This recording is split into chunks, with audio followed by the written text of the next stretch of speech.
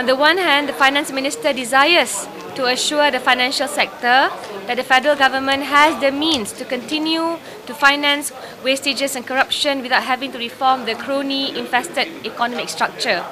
On the other hand, he is fully aware that imposing a new and blanket consumption tax on a relatively poor population is a path full of challenges.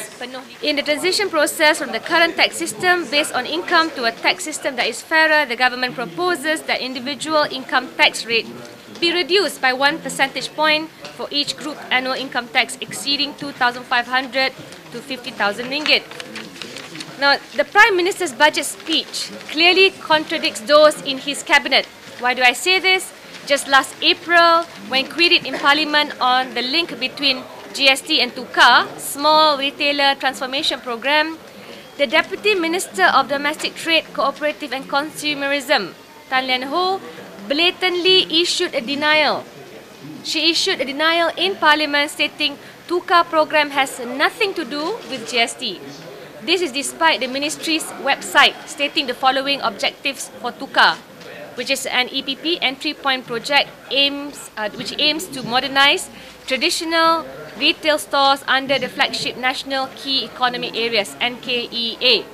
First, developing local traditional sundry shop. Second, enhancing competitiveness of retailers and SMEs. And third, preparing retailers for the implementation of goods and services tax.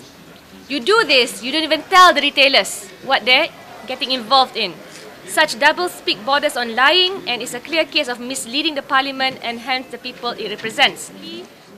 Without addressing systemic corruption and cronyism, the government has no moral right, I repeat, to impose any new tax, whether it is GST or something else.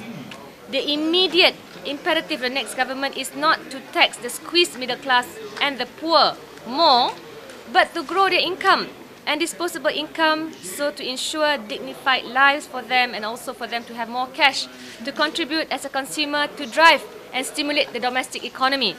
Taxing them will further erode their disposable income. The BN government must be reminded 60% of the households live with a monthly income of less than 3,000 ringgit, which is why you have Bantuan Rakyat Malaysia. Then the second version, which includes more Malaysians. Imposing GST will tax this group more than what BRIM gives them. The argument that several hundred of items consumed by the poor would be exempted from GST does not hold water because, as the implementation from BRIM shows, the squeezed middle and the poor together make up 60% of the population. They are too big a group to escape or be exempted from the GST.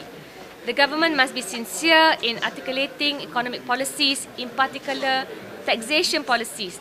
It is highly responsible to hide its intention, tantamount to lying, before implementing GST behind coded words. BN should take the GST to the next general election and ask whether Malaysians want a corrupt Malaysia with GST or Pakatan Rakyat's offer for a clean Malaysia without GST.